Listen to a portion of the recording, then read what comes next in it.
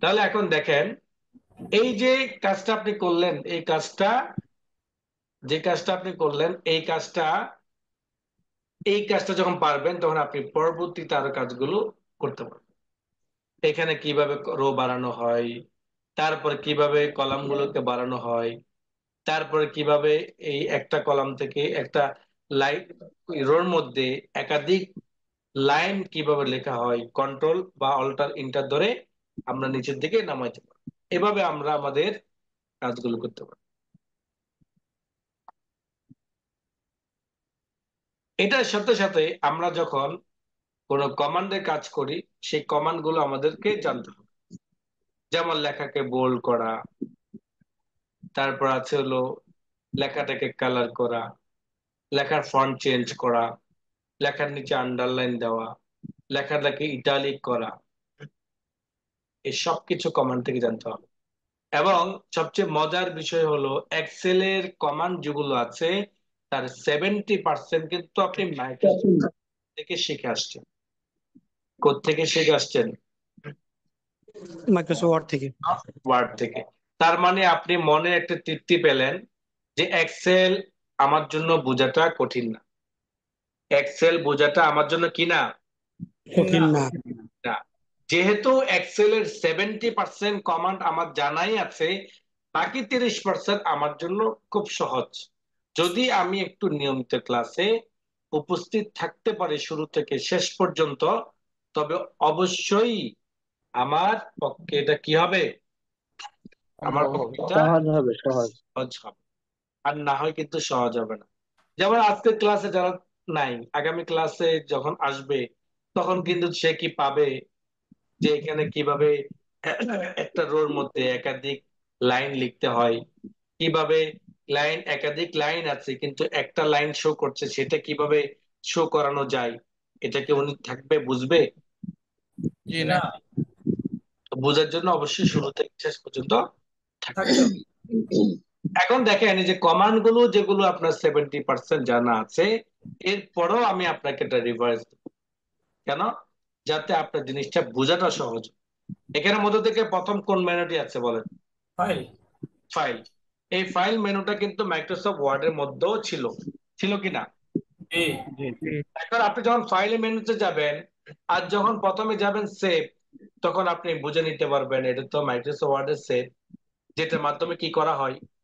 Save করা হয়, save. File সংরক্ষণ করা। আমরা যে লেখাগুলো এডিট করি, লেখাগুলো লিখি, কম্পিউটারের ভিতরে একটা নির্দিষ্ট ফাইলে সংরক্ষণ করা একটা কমান্ড, তাই না? কি বলেন? জি। জি। সেভ এস থেকে আমরা কি কাজ করতে পারি?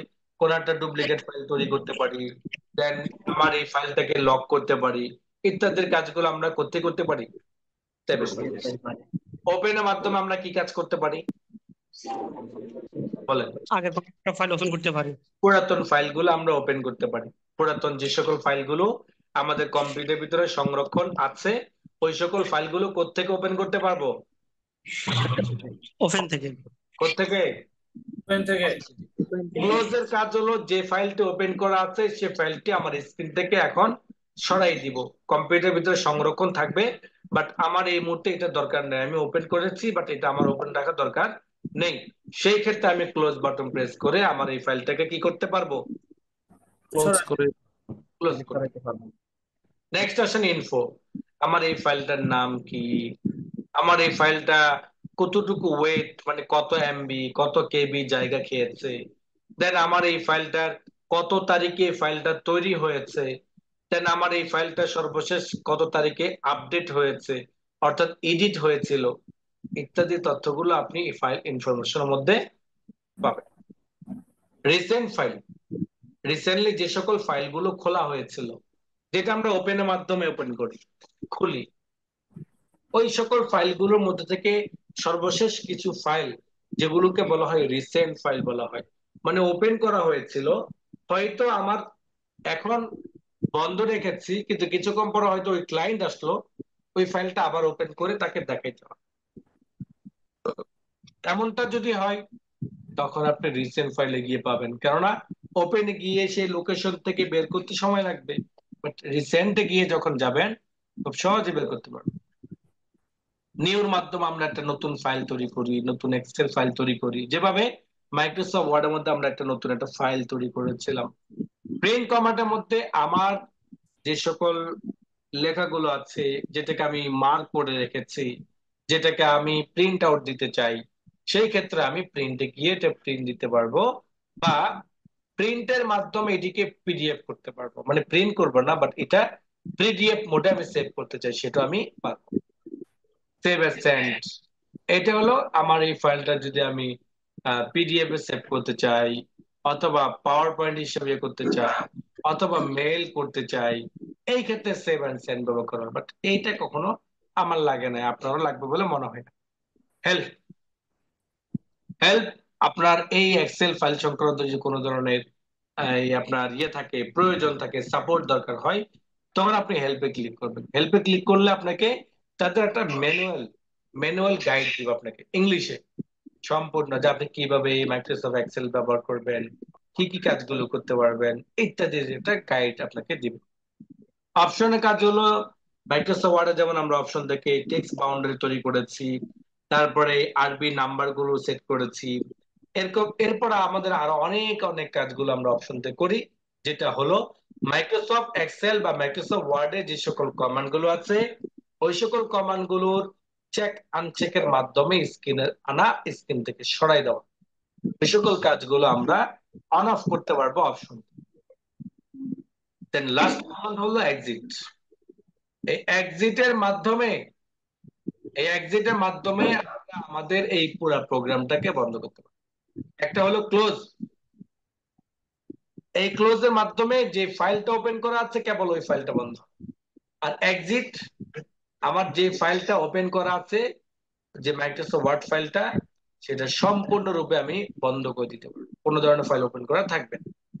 তার মানে হলো এইখানে কোনো কিছুই নতুন নেই, সবকিছুই কিন্তু মাইক্রোসফট ওয়ার্ডের মতোই পুরানো। তাহলে আজকের ক্লাসটা সহজ হলো না? জি স্যার, আলহামদুলিল্লাহ। এবার আসেন হোম মেনু। হোম মেনুর মধ্যে প্রথমে দেখা যাচ্ছে ক্লিপবোর্ড, সেকেন্ড দেখা যাচ্ছে ফন্ট, থার্ড দেখা যাচ্ছে অ্যালাইনমেন্ট, ফোর্থ দেখা যাচ্ছে নাম্বার, সিক্স দেখা যাচ্ছে স্টাইল, সেভেন দেখা যাচ্ছে সেল, এবং 8 নাম্বারে দেখা যাচ্ছে এডিশন বা এডিটিং। এইখানের মধ্যে থেকে লাস্টের থেকে যদি আসি, এডিটিং, সেল, স্টাইল, নাম্বার, এই চারটা গ্রুপ, রিবন বারের এই চারটা গ্রুপ কেবল আমার কাছে নতুন মনে হচ্ছে। এছাড়া বাকি যে অ্যালাইনমেন্ট, ফন্ট, ক্লিপবোর্ড, এই সবকিছু মাইক্রোসফট ওয়ার্ডের মতোই পুরাতন।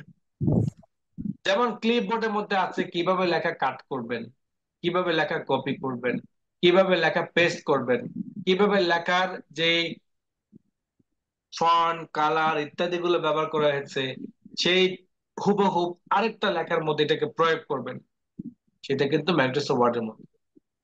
আবার দেখেন ফন্ট, ফন্ট পরিবর্তন করা, ফন্ট সাইজ বড় ছোট করা, আবার ফন্ট সাইজ বড় ছোট করার জন্য এখানে কমান্ড ড্রপ ডাউন আছে।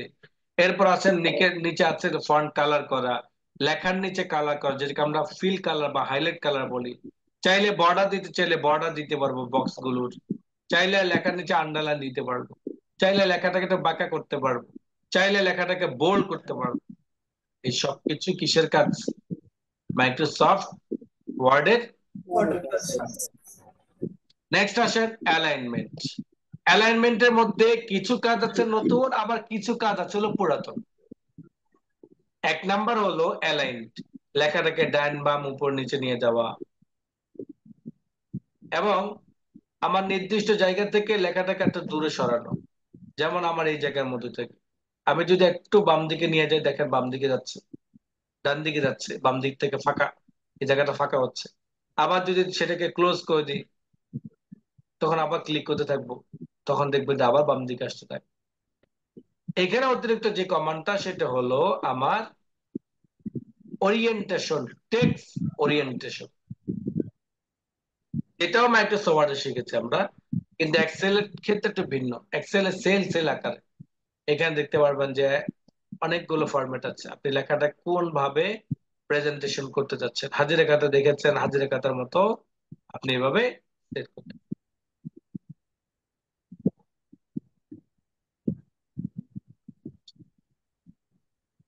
এরপর আসলে আমার টেক্সট ডিরেকশন, অর্থাৎ লেখাটা আরবি মুড না জেনারেল মুড, সেটা আপনি এখান থেকে মার্ক করতে পারবেন।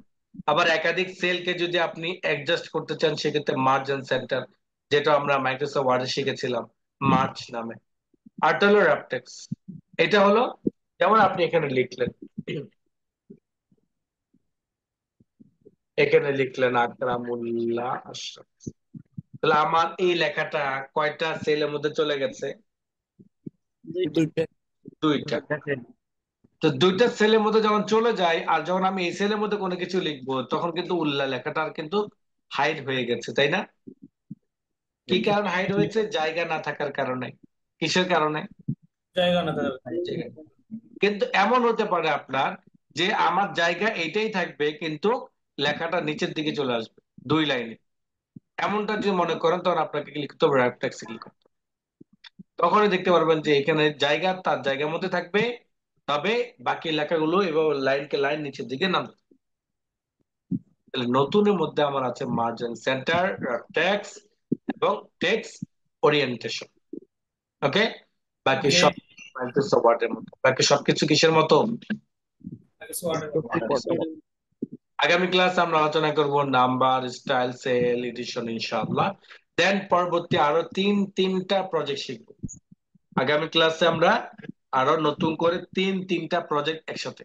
প্রজেক্ট মিন এই যে একটা কাজ করলাম, এটা একটা প্রজেক্ট। এই যে একটা মানি রিসিপ্ট তৈরি করলাম, এটা একটা কি? এইভাবে আমি আরো কিছু প্রজেক্ট দেখাবো আপনাদেরকে। তার মধ্যে আগামী ক্লাসে আরো তিনটা, অনেকগুলো প্রজেক্ট দেখাবো। তার মধ্যে থেকে আগামী ক্লাসে একসাথে কয়টা কয়টা উপস্থিত হবেন? 8টায়, 9টায়, নাকি 10টায়? স্যার 9টায় স্যার। 9টায় স্যার। উপস্থিত হচ্ছেন কয়টায়? 10টায়। সব 9টায়। আমি তো আমি তো বাসায় এসে আমি তো বাসায় এসে পানি খাওয়ার টাইম পাই না, তো আপনাদের সাথে বসে যাই।